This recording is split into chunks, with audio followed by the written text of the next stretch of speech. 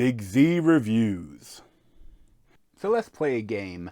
I'm going to give a description of a movie, a horror movie, and you'll see whether you think it describes the 2015 excellent horror comedy, The Final Girls, or the 2023 horror comedy sci-fi flick, Totally Killer. A young woman grieving the loss of her mother is unexpectedly drawn into the 80s, where there's a serial killer on the loose, and her mother is the target, and she has to come to terms to try to figure out how to save her mother and defeat the killer before the time runs out. Guys, somebody's coming. Hey, do you guys know the way to Camp Bluefinch? Tina! So, we're in the movie. Oh, hi. What's your name? Max. Best summer ever! What year is it? 1987? Oh my god.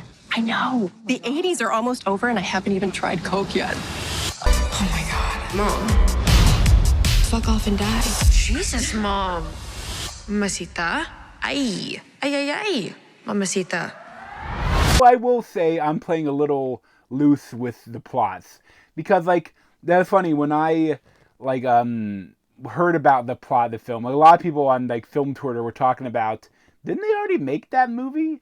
And even the director commented, and I replied to his comment about saying, I loved your film, that it's a really underrated horror comedy. And he replied to me with an article, and I looked back, the one comment of his is gone. I remember he didn't want that out, I don't know, but I still kind of thought that was interesting. And The Final Girls is an excellent film, and it came out in 2015, and unfortunately it was it was that same year another film came out called Final Girl, but I felt this should have a bigger following, because I always absolutely loved it. And after watching Totally Killer, I watched The Final Girls again, and it is such a good film. But I think that the biggest difference, when you actually watch the two films, of course, the taglines and the setup is incredibly similar. Even though the only difference is The Final Girls is going to 1986, and The Totally Killer is going to 1987, So it's even, both of them are the mid-80s.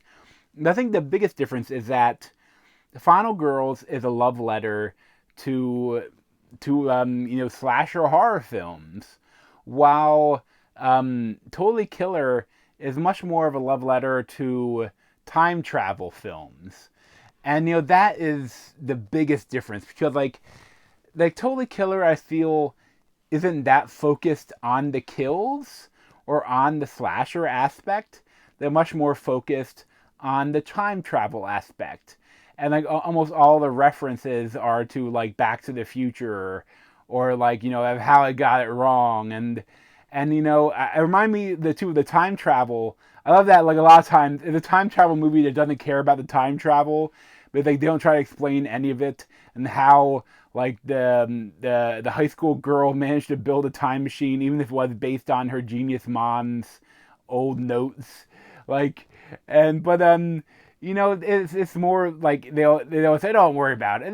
That's fine. The less you worry about, the better. Hate time travel movies. They never make any sense. But I feel their time travel is kind of similar to Looper, where Looper has one of the coolest scenes ever in a time travel film, where they're some guy is betrayed the group that's doing the time traveling, and they went back in time and kidnapped the young version of the guy, and as he's trying to run away, they're torturing him, and he's climbing a fence, and then all of a sudden he's running, and his leg is gone, because back in the past they chopped his leg off, and now it's the future is adjusting to the changes in real time, so he's being butchered in the past, but it's appearing on the guy's body as it happens. It's kind of, and the idea is that that time still only moves in one direction, but now and they're synced up, so that like you see like I almost wish they'd done more of that, jumping back and forth, showing them trying to figure stuff out in the present and then trying to figure stuff out in the past. You see a little bit of with the friend trying to repair the time or build a new time machine, but I wish it would have had even more of that. But yeah, like the thing is that the Final Girls though, this is directed by Todd Strauss-Schulson and mainly stars Taissa Farmiga and then her mom Malin Akerman. And of course, there's a lot of great comedic characters like Adam Devine and Thomas Middleditch, and like, the whole cast they're hilarious.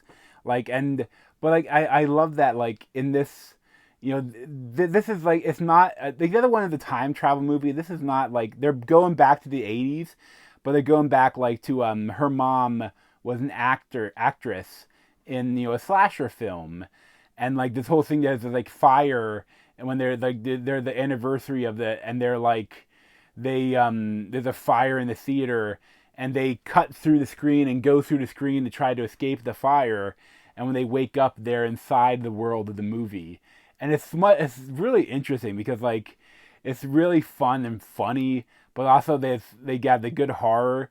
But the idea is that that when they go there, like at first like they're like, what is this, and they don't interact at all with the movie, and when they don't interact with the movie, it passes by like the movie does, like quicker time. Like it's like 93 minutes later, and then they see the group in the van coming back around again, like in a constant loop. But then they think that, they have to try to interact with it and they can change it. But then, of course, she's hoping that maybe I can save my mom, even though this was like the poorly written version of her. Like I can maybe save my mom in this version of her, and she can maybe come back to me into the real world. And like maybe it doesn't have to be just one final girl.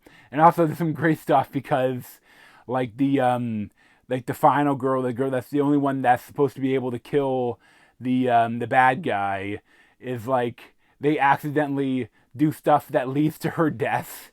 So they're like, what do we do now? Like I love that angle of it. Guys, what's happening? Why am I colorblind? Am I having a stroke? We're in a flashback. And that the Final Girls must have been filmed with a really small budget, but they use like every single cent of it.